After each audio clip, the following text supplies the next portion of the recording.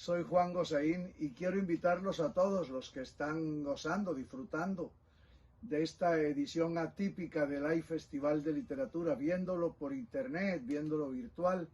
Los invito a que hagan una donación al AI Festival para poder seguir financiándolo todos estos años. Cada vez es más difícil. Este año son 80 eventos y la financiación escasea. Ayuden los que puedan. Aquí en esta página, en esta misma página, aparecerán las indicaciones para hacer su donación. En nombre de los organizadores del AI Festival, muchas gracias por su ayuda.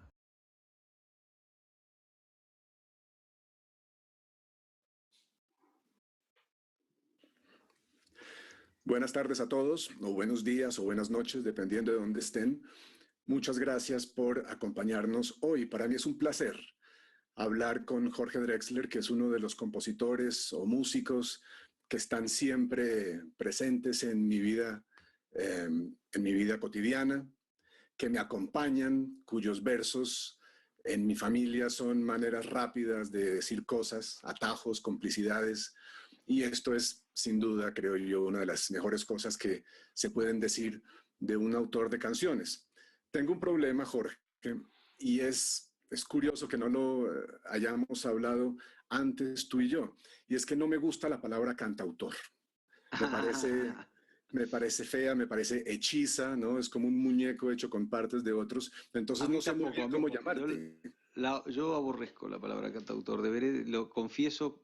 No lo habíamos hablado esto antes nunca. No, me parece que Tengo, no. tengo un particular, buenas noches, Juan Gabriel. Qué bueno verte, aunque sea a la distancia. Qué pena perderme Cartagena. Veníamos hace años ya planeándolo esto. Yo Sí. no conozco Cartagena y tenía muchísimas ganas de estar ahí, la verdad, pero igual en estos tiempos tan raros da tanto gusto hablar con los amigos y ver la gente, aunque sea así, aunque sea a la distancia, ver cómo está el otro, ver cómo está su país, ver cómo está su entorno. ¿Están todos bien? Estamos todos bien y sé que por allá también, de manera que me alegra. La Sí, última vez que nos vimos, Jorge, fue justo antes de que el mundo se cerrara, fue después del concierto que diste en Bogotá sí. en marzo, ¿verdad? Y nuestra siguiente conversación, nuestro siguiente intercambio de chats fue cuando acababan de cancelar un concierto tuyo en Costa Rica por el virus. Quería Sí. preguntarte cómo has vivido el encierro. Tú que tienes una conexión muy especial con el público, que te alimentas un poco del público, que estás de gira permanentemente. ¿Cómo cambiaron tus días y tu rutina? Me gustaría terminar un poquito lo que me habías dicho antes, lo de la palabra cantautor. Como estamos en un Sí. entorno digamos, que gira alrededor de la palabra, es muy importante que hayas empezado por ahí, por la palabra, y por las definiciones, que además son algo tan complicado en el trabajo que uno hace. La palabra cantautor, con ese diptongo feo ahí en el medio y con ese híbrido de, de, de, de un verbo con el sujeto, el cantante autor, realmente yo llevo muchos años como batallándola, porque creo que si nos dedicamos a trabajar con las palabras, no nos puede definir un género, una palabra tan fea, que además implica una cosa medio como cantamañanas, ¿no? Sí. Como choripán, como una cosa que es una mezcla de dos cosas que están ahí pegadas, digamos, ¿no? Así que gracias por empezar por la palabra en este contexto de la palabra, Juan Gabriel. Y yendo un poco a cómo adapté mis rutinas o cómo adapté la relación con el público. eh, el- el- Has visto que esto, si hay algo que define todo este periodo, además de la extrañeza y el miedo, es el carácter dinámico que tiene. Cambia todo el tiempo y cambia mucho. O sea, hay muchas respuestas para esa pregunta, ¿no? La principal que puedo decir es que esto son una serie, es una encadenación de pequeñas batallas todo el tiempo, ¿no? En las que uno de golpe gana la esperanza, en otro momento gana la desesperanza y devuelve de vuelta a esperanzarse y a desesperanzarse de vuelta. Y así estamos todos intentando ver la luz al final del túnel, pero pero no es un estado de ánimo homogéneo. Yo no tuve un estado de ánimo homogéneo a lo largo del confinamiento. Para empezar, el concierto que tuviste en Bogotá, de hecho el último concierto que di fue en Bogotá. No he vuelto a tocar en ¿no? vivo Es desde verdad. Bogotá. Porque ya el que hice en Costa Rica fue sin público. Apenas volvimos a Madrid muy rápido, porque nos dimos cuenta que si no nos dábamos prisa iba a ser muy complicado regresar con todo el equipo. Cancelamos una gira en Estados Unidos y apenas llegué, bueno, me marcó mucho el comienzo de la pandemia, la circunstancia de que en casa pillamos toda la enfermedad rápidamente, la primera Sí, semana. Entonces, empezó mi mujer, luego seguí yo, estaba mi suegra viviendo con nosotros. Fue como una cadena de cosas que fue pasando. Y estamos todos bien, nos recuperamos, pero claro, en ese momento, bueno, se pasa siempre mucho miedo. Y en ese momento, además que no se sabía mucho, nada todavía, me acuerdo que varios de los síntomas todavía no se conocían en marzo. Estuvo todo muy marcado por ese primer miedo, esa primer piña que nos dio la sí, realidad de golpe, ¿no? sí. Luego, después, yo estuve 2 meses que realmente no tenía ganas de tocar la guitarra. Se sumaba también el hecho de que venía a hacer 2 giras seguidas muy extensas durante casi 3 años, con 160 conciertos, con lo cual me tocaba a mí descansar un poco. Sí, Y eso como que me empujó, me frenó y me dijo, mira, esta es tu casa, esta es tu familia, estos son tus hijos, esto es el centro de tu vida, céntrate en esto, ¿no? Digamos, ¿no? Y ya volverás a girar. Y después de a poco fui abriendo la puerta, empecé a venir aquí, que este es mi estudio de trabajo donde grabo. Empecé a venir aquí cotidianamente, pero te estoy hablando después, 3 meses después. O sea, hubo 3 meses que estuve como muy centrado en ver qué pasaba, en estudiar la realidad y en escuchar, más que no tenía ganas de tocar, tenía ganas de escuchar qué pasaba en el mundo. Y cuando empecé a escribir aquí me pasó que las primeras canciones que escribía, he estado escribiendo mucho desde entonces, las primeras canciones que escribía giraban casi todas alrededor de la temática de lo que pasaba en el momento, pero no las podía terminar.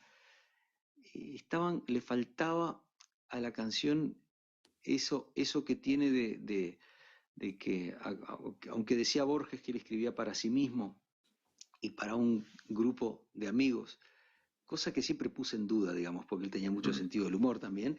Es sí, decir, yo me he dado cuenta que yo no escribo, desde luego no escribo desde mí mismo solo, ni para mí mismo completamente tampoco.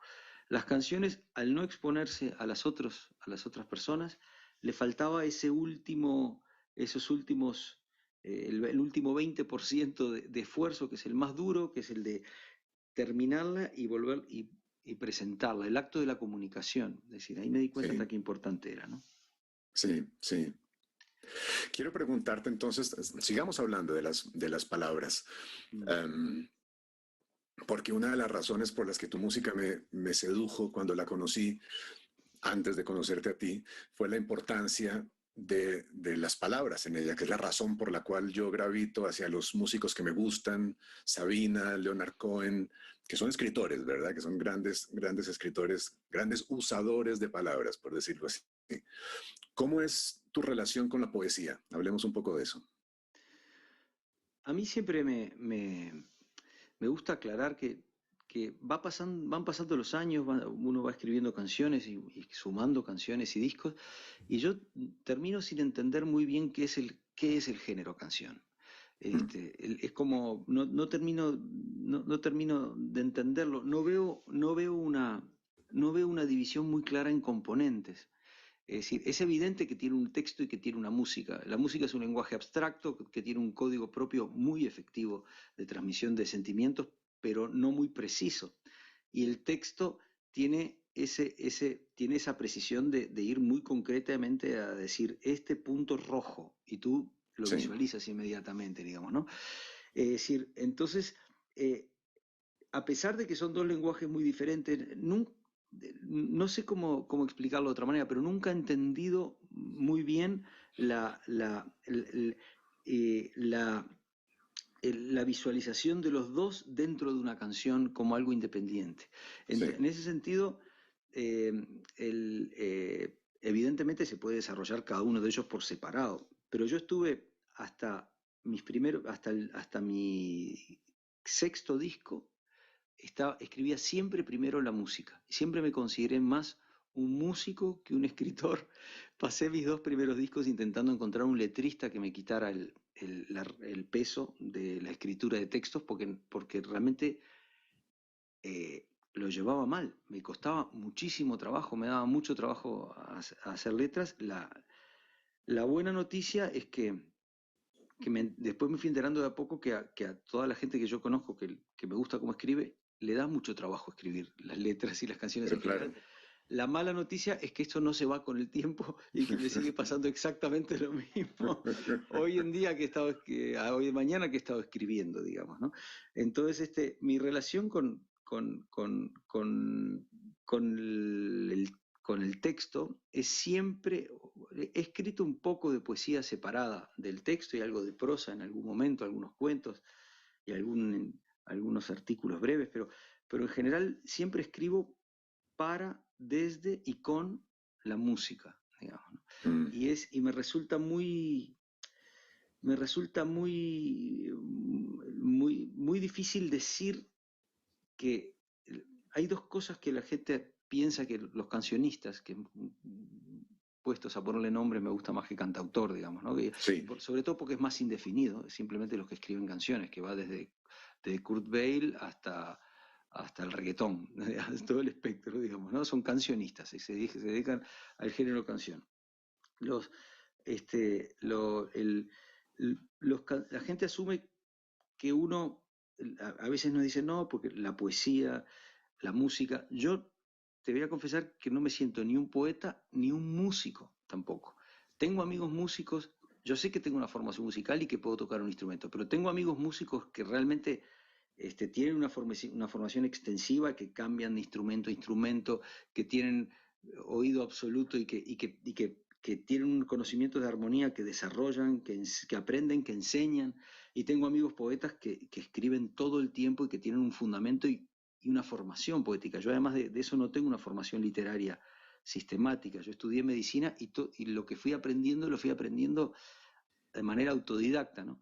Pero eso no lo digo como un ejercicio de falsa humildad, digamos. Lo digo porque, sinceramente, escribir canciones no tiene todo que ver con escribir un buen texto o con escribir una buena música. Más bien tiene sí. poco que ver con eso. Tiene que ver mucho con lo que no se puede nombrar y con lo que no se puede enseñar, que sucede ahí en el medio, que es esa interacción entre los dos, digamos, ¿no?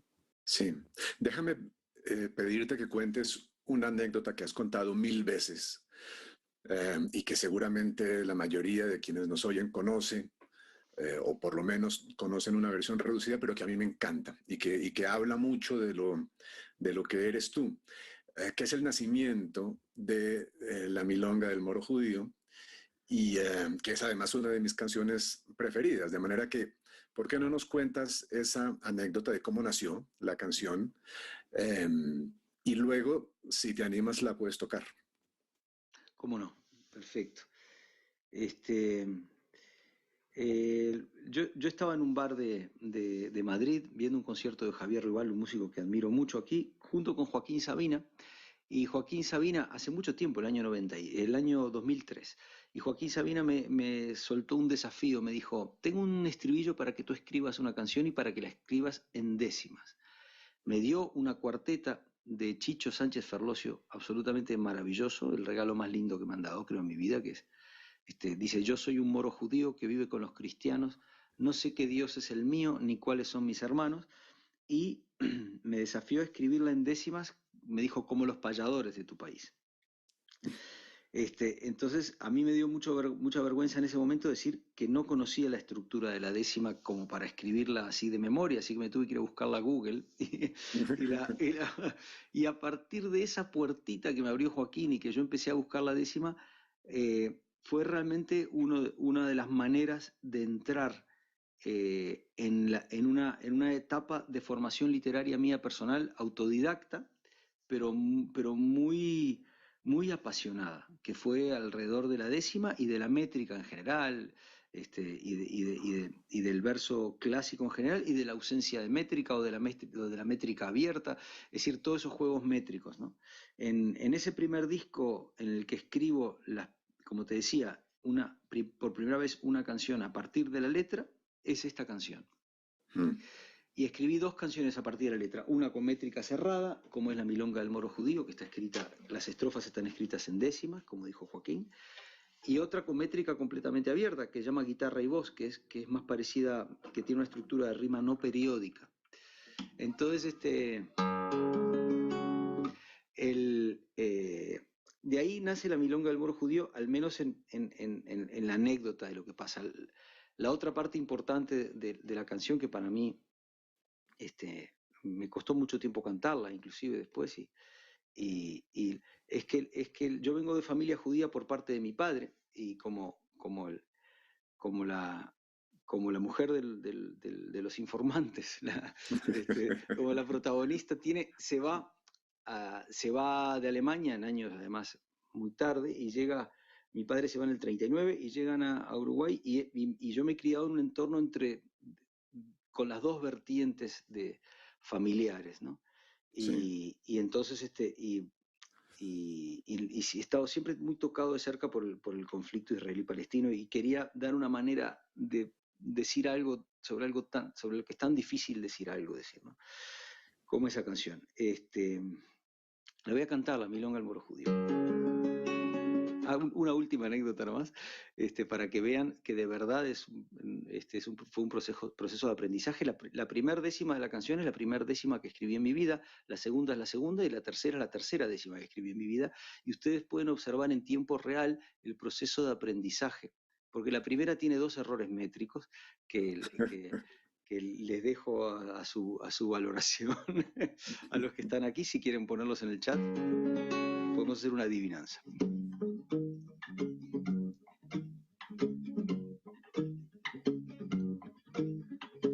Por cada muro un lamento, en Jerusalén la adorada,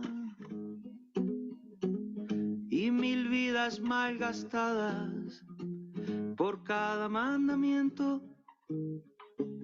Yo soy polvo de tu viento, y aunque sangro de tu herida, y cada piedra querida guarda mi amor más profundo, no hay una piedra en el mundo que valga lo que una vida. Yo soy un moro judío que vive con los cristianos. No sé qué Dios es el mío, ni cuáles son mis hermanos. No sé qué Dios es el mío, ni cuáles son mis hermanos.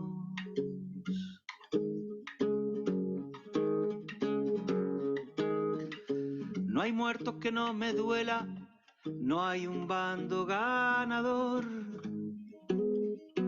no hay nada más que dolor y otra vida que se vuela. La guerra es muy mala escuela, no importa el disfraz que viste. Perdonen que no me aliste bajo ninguna bandera. Vale más cualquier quimera que un trozo de tela triste. Ay, yo soy un moro judío que vive con los cristianos. No sé qué Dios es el mío, ni cuáles son mis hermanos. No sé qué Dios es el mío, ni cuáles son mis hermanos.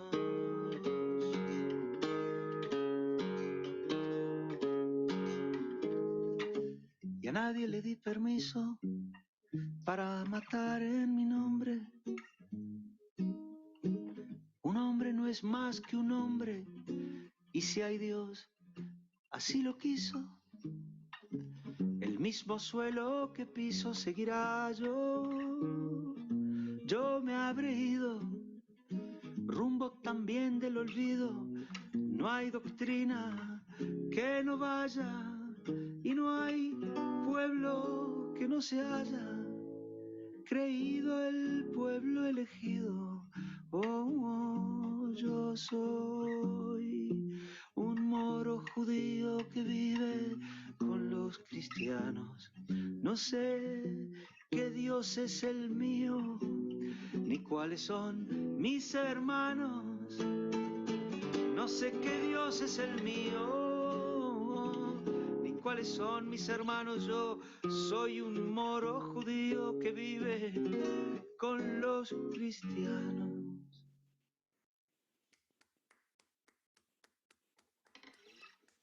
Aquí aplaudo yo en nombre de todos los que se están aplaudiendo en este momento en sus casas. Gracias por tu aplauso, querido Juan Gabriel. Qué fantástico. Qué dicha hablar contigo, la verdad, porque esto ahora que Juan Gabriel no me escucha, que él también es uno de mis escritores favoritos, que no me dio tiempo para decirlo al principio, y en mi familia también se te lee mucho y con mucha fruición, así que Muchas gracias. Es un gusto contar con nuestra incipiente amistad, pero que me pone muy feliz también. Muchas gracias. Sabes que es mutuo el sentimiento. Oye, esta es una canción entonces hecha de restricciones, es una métrica fija que tú llenaste, y te quería preguntar si eso te gusta o te sirve, porque siempre recuerdo Ricardo Piglia, que es un escritor que me gusta mucho y me importa mucho, solía repetir que a Stravinsky le Cuanto más gustaban me limito, mucho. más me libero. Exactamente, exactamente. Stravinsky, ¿no? Lo que necesitaba para componer eran restricciones y límites porque si no se veía abrumado por las posibilidades. ¿A ti te gusta esto? ¿Te sirve? Sí, como bien citas a Stravinsky, decía, cuanto más me limito, más me libero, digamos, ¿no? Eh, el concepto de libertad es uno de los conceptos más maravillosos y más complejos, más difíciles, más inasibles, digamos, ¿no? Es decir, y el concepto de restricción también, porque yo siempre he tenido la sensación de que la creatividad se mueve en un coto de casa fractal, que es infinitamente denso, digamos, ¿no? Como que no es, que es tan infinito en este espacio como en el universo entero, digamos, ¿no? Entonces, si tú estableces un límite, estás aparentemente restringiendo el coto de casa, lógicamente, porque si dices, aquí me pongo a cantar, ¿viste? Ya, y tienes al compás de la vihuela y tienes que rimar con ela, dices al hombre que lo desvela, es decir, tú no puedes decir, aquí me pongo a cantar al compás de la vihuela, que al hombre que, que lo trasnocha, porque ya tienes que moverte dentro de ella, ¿no? Entonces, Claro. pero entonces puedes decir, aquí me pongo a cantar como yo hacía en mi escuela. ¿Sabes? Y entonces, por ejemplo, la idea de traer la palabra y el concepto de escuela aquí a esta conversación no había aparecido hasta que no puse el límite. O sea que de alguna manera me ha mostrado horizontes que yo desconocía. Y esa es una variante de libertad también para mí, ¿no? El hecho de no conozco, es decir, me siento aquí. La realidad es tan vasta que si no le pongo un mínimo coto, no voy a poder ejercer esa libertad. O sea, la voy a tener solo en el sentido teórico. Y a mí me Sí. interesa únicamente la libertad, solamente me interesa en el sentido práctico para trabajar, digamos, ¿no? No quiero decir, no, yo soy. A veces la gente me dice, pero ¿por qué las rimas? ¿Por qué te restringes? No te interesa ser libre.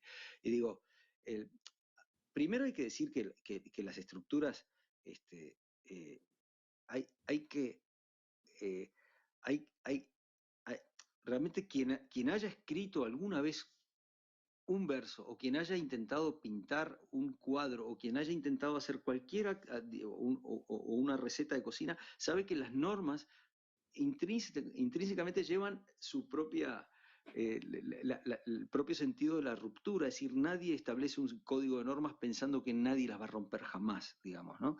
Es decir, todos se establecen por el mismo hecho de que se rompen. Y en estética, mejor porque además no es un delito, digamos, ¿no? Sino que es casi Sí. una obligación. Uno pone las normas y el hecho de elegir dónde romperlas también es decir, es parte de la norma inicial también, pero es también parte de ese ejercicio de ese otro ejercicio de libertad que es el romperlas, además del de elegir dentro de esa estructura. Para mí es muy importante. De hecho, fíjate, me está costando escribir en esta época porque no tengo un marco, no tengo una limitación temporal.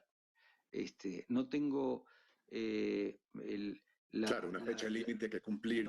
no tengo una fecha límite, ni siquiera un punto de fuga hacia el que van a ir las canciones, antes era el escenario, pero el escenario está muy lejos. Entonces, no puede ser un punto de fuga imaginario, tiene que ser un punto de fuga preciso. Yo tengo que sentir que si no termino esta canción hoy, el martes, cuando la vaya a tocar a un lugar en vivo, voy a sentirme mal porque no la voy a poder cantar. Es decir, tengo que tener realmente algo que me imponga, de verdad, no un límite. Bueno, voy a hacer esto y voy a sacar un disco en tal fecha, porque, es decir, me cuesta mucho, estoy muy acostumbrado a dispersarme mucho si no tengo en todos los sentidos, ¿no? Si no Sí. tengo puesto un límite. También te digo que de la misma manera que me gustan los límites, me he encontrado en los últimos años, después de estar muchos años estudiando sobre las décimas y los decimistas y el verso y la métrica y charlando mucho y con grupos de WhatsApp de amigos que solo escriben en décimas, que tengo 2 o 3, es decir, me he encontrado con la importancia también de romper de repente esos diques y ejercer el otro tipo de libertad, un poco más abierta, más, más indisciplinada de repente, ¿no? Sí, sí. Bueno, dices que estás pasando por un momento de tensión entonces con la escritura, pero la otra semana la otra vez que tratamos de hablar, me dijiste, podemos hablar mañana, porque es que me acaba de caer encima una canción casi entera, y tengo que Sí. dedicarle tiempo. ¿Qué pasa cuando te pasan estas cosas? Quiero decir, yo sé bien lo que decía Leonard Cohen: si yo supiera de dónde vienen las buenas canciones, iría a ese lugar con más frecuencia. Pero tú algo tiene que pasarte, ¿verdad? Cuando dices, aquí hay algo especial. ¿qué, qué, cómo intuyes tú que una canción está en camino, o cómo intuyes que esa canción vas a tener una relación especial con ella? Hay un proceso de la mañana o de la tarde en la que se escriben, habitualmente en la mañana, que me gusta más escribir.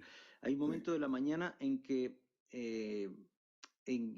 se van estableciendo como escalones de certeza y de entusiasmo con la canción, que tiene que ver con pequeños hallazgos que ocurren cuando uno no presta mucha atención. Esos son los Sí. hallazgos que más me gustan, ¿no?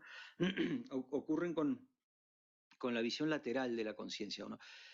Hasta un punto tal que para mí escribir es distraer a la corteza cerebral y de su funcionamiento habitual y de sus obsesiones, y dejar que afloren cosas que están casi ahí, ¿no? O sea, es distraerse un Bueno, poco de sabes sí mismo, que ¿no?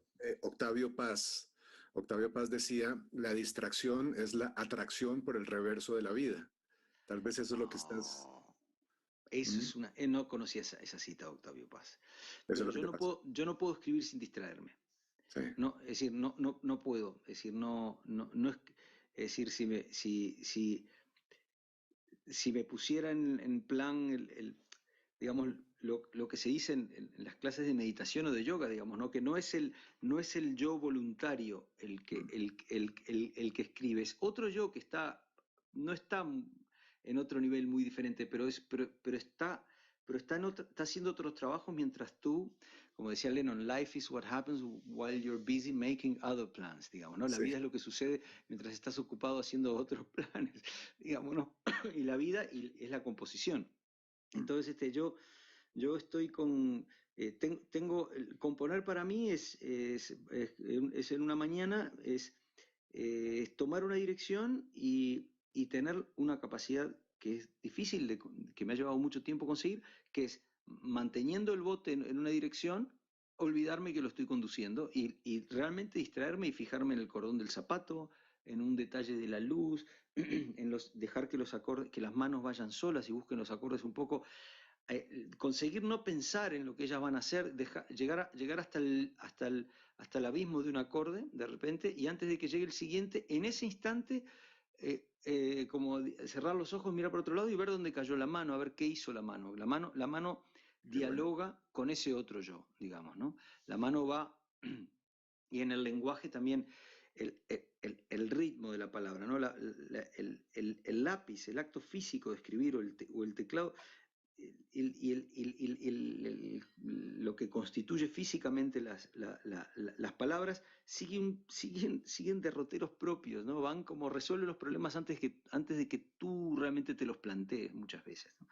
Entonces, esa mañana me había caído justo una canción como hacía tiempo que no me pasaba, llevaba un par de meses, como me mudé, fue fin de año, estuve muy descolocado porque yo suelo pasar el fin de año en Uruguay y es la primera vez en muchos años que no puedo ir a fin de año en Uruguay, entonces estaba ahí en Madrid con esa nevada monumental que hubo, como adaptándome, y de golpe me volví a encontrar con esta canción y ahí se enciende como un entusiasmo que si tiene suerte prospera y dura varios días, porque muchas veces al día siguiente decae, ¿no? Como, como, Claro. como una borrachera pasajera que uno piensa que es el as de la pista de baile y al día siguiente se da cuenta de que, bueno, se divirtió, pero no era exactamente el as de la pista de baile, ¿no?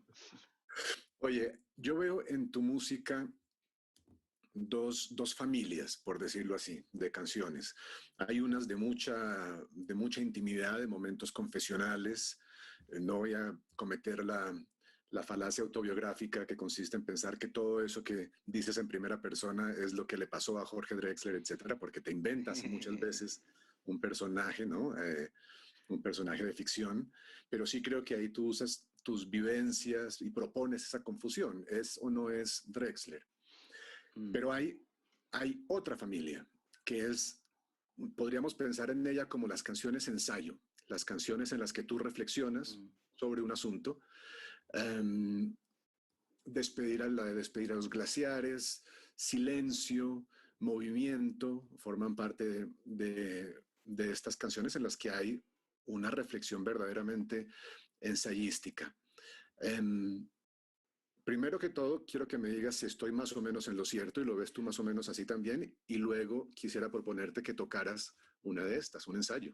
Sí, yo creo que sí que estás en lo cierto. Hay varias que son híbridos también porque hay muchas canciones vivenciales y muy en primera persona, como la Milonga del Moro Judío, que también Claro, tienen desde el punto de vista métrico, es una manera como, es una búsqueda, este, y además aborda un tema que además de ser importante para mí, es difícil encontrar algo que decir en ese tema en concreto. Entonces, tiene algo de análisis de la situación, pero desde luego es mucho más desde lo emocional.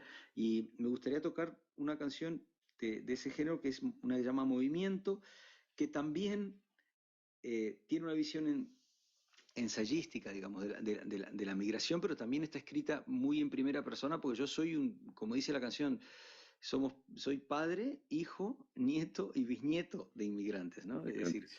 entonces, y eso sí que es autobiográfico y es verdad. Pero el año que fue escrita, en el 2017, estaba la temática del muro en México, la tragedia de todo Centroamérica intentando llegar a Estados Unidos, de,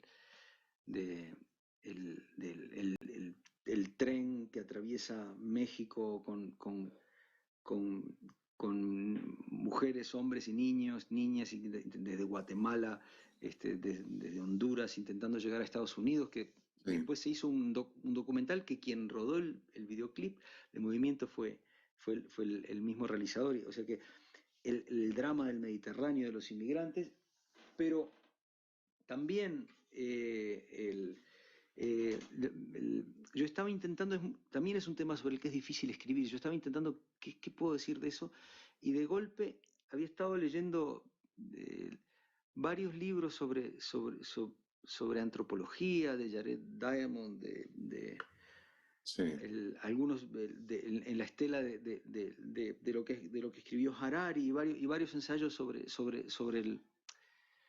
ser humano, y de golpe me pareció ver la historia de las migraciones como en cámara rápida, ¿sabes? Es decir, hace 80.000 años todo el Homo sapiens concentrado en una región de África Central, y luego de golpe como en cámara rápida hasta en muy poco tiempo, porque geológicamente es un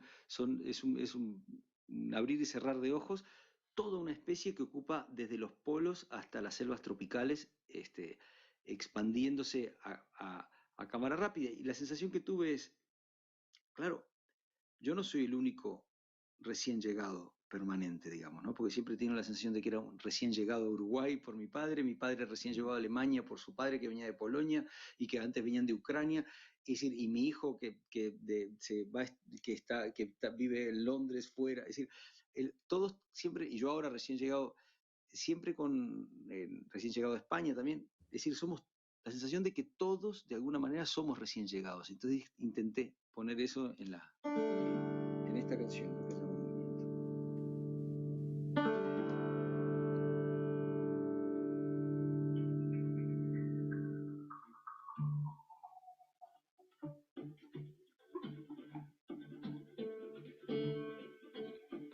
Apenas nos pusimos en 2 pies, comenzamos a migrar por la sabana, siguiendo la manada de bisontes, más allá del horizonte, a nuevas tierras lejanas.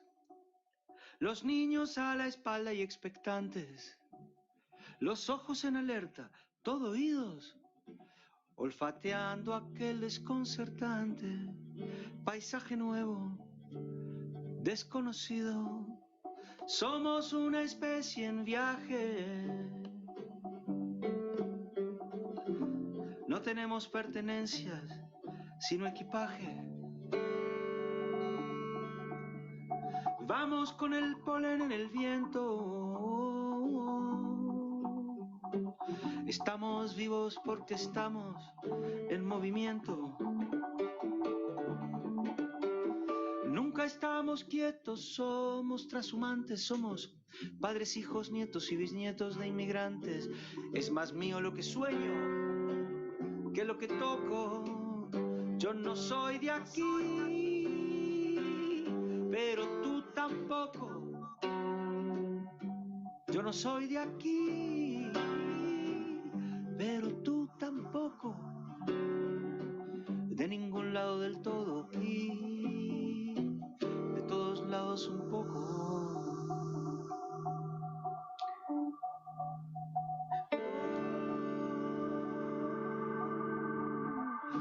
Atravesamos desiertos, glaciares, continentes, el mundo entero de extremo a extremo, empecinados, impertinentes, la mano firme en el remo. Cargamos con nuestras guerras, nuestras canciones de cuna, nuestro rumbo hecho de versos, de migraciones, de hambrunas, y así ha sido desde siempre, desde el infinito. Fuimos la gota de agua viajando en el meteorito, cruzamos vacío, galaxias, milenios, buscábamos oxígeno, encontramos sueños. Apenas nos pusimos en 2 pies y nos vimos en la sombra de la hoguera. Escuchamos la voz del desafío, siempre miramos el río pensando en la otra ribera. Somos una especie en viaje. No tenemos pertenencias, sino equipaje. Nunca estamos quietos, somos trashumantes, somos padres, hijos, nietos y bisnietos de inmigrantes. Es más mío lo que sueño que lo que toco. Yo no soy de aquí, pero tú tampoco. Yo no soy de aquí, pero tú tampoco. De ningún lado del todo y de todos lados un poco.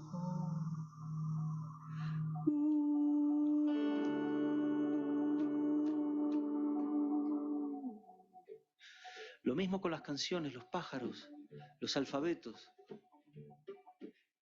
Si quieres que algo se muera, déjalo quieto.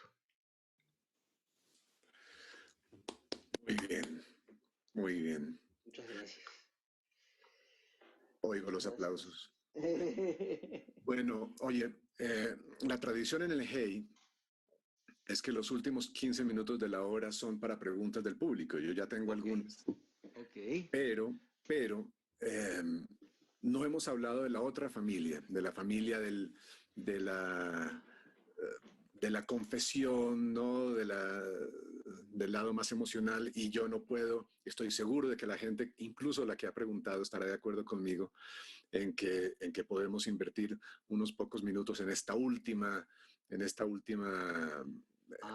pregunta, esta última canción. Casi que la pregunta me la como para ahorrar tiempo. Okay.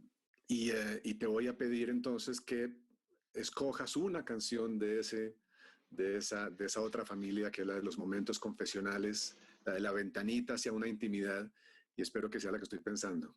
Voy a cantar una que se llama Asilo, que es de esas, es decir, eh, y la voy a cantar sin mucho más porque veo que se está yendo lamentablemente rápido esto aquí. No Lo como único yo que quiero pensaba decir que iba a es pasar. que estas canciones que empiezan siendo un poquito como la cenicienta del disco, porque uno está muy orgulloso en las canciones en las que expone este, sus conocimientos, digamos, de una manera muy vanidosa. Estas canciones más chiquitas son las que se suelen quedar con uno más tiempo y de las que uno después a la larga está más orgulloso. Pero demora un tiempo. ¿Sabes?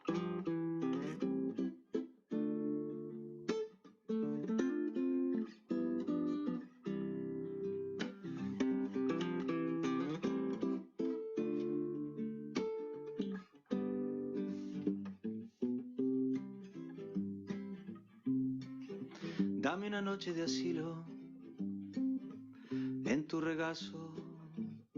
Esta noche, por ejemplo, dejemos al mundo fuera. Abre tus brazos, ciérralos conmigo dentro, solo unas horas y luego, cuando amanezca yo pondré una cafetera y habré llevado esta nube hacia otro cielo de nubes pasajeras. Si el sueño pierde pie, resbala, queda colgando de un hilo. Prefiero una noche entera en vela a tener el alma en vilo. Dame una noche de asilo.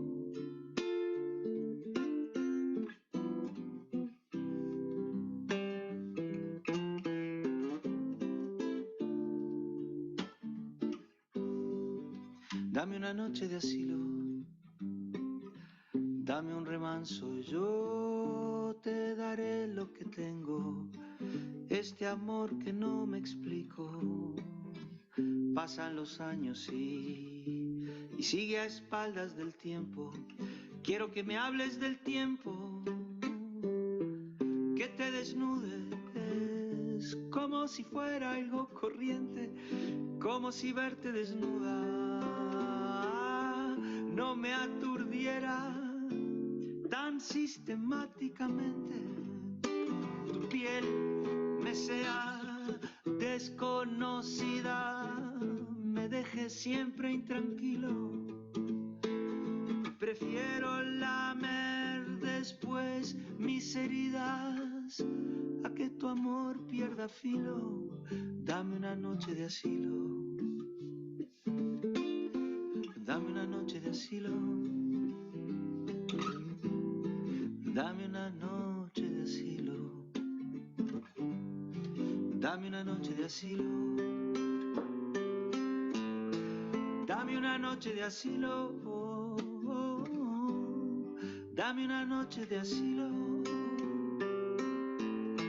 Dame una noche de asilo. Oh, dame una noche de asilo.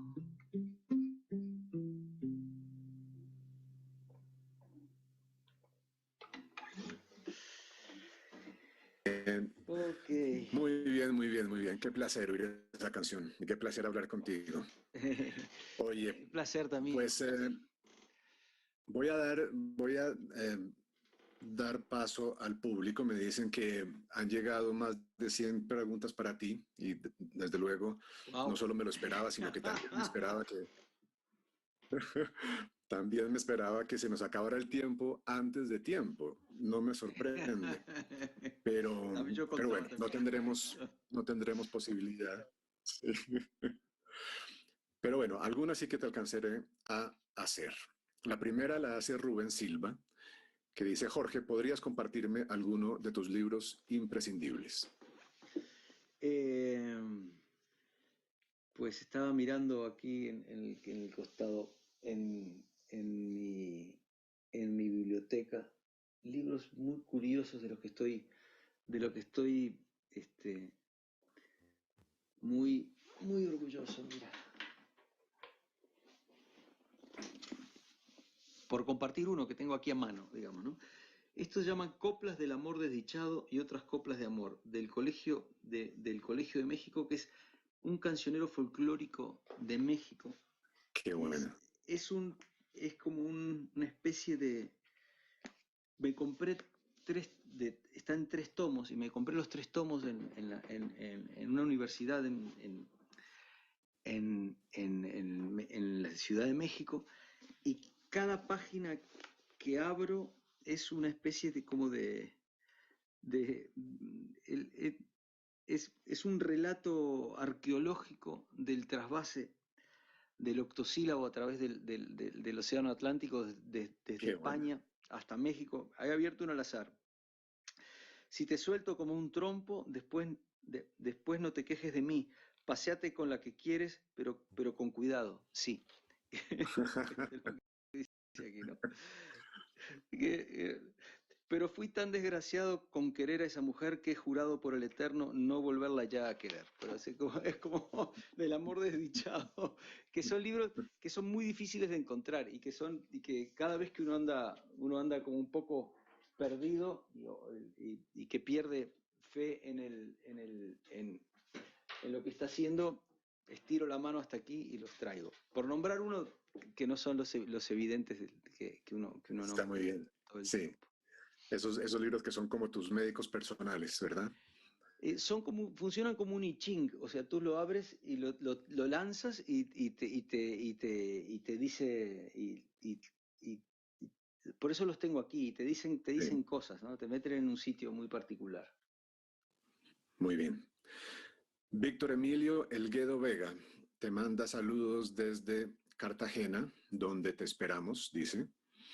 Qué Y bien. pregunta: en el contexto de esta vida limitada, de los parques con libertad, de los viajes espontáneos, de las expresiones afectivas desprevenidas, ¿cuál consideras que debe ser el papel de la música y el arte en general para la transformación de una realidad desesperanzada?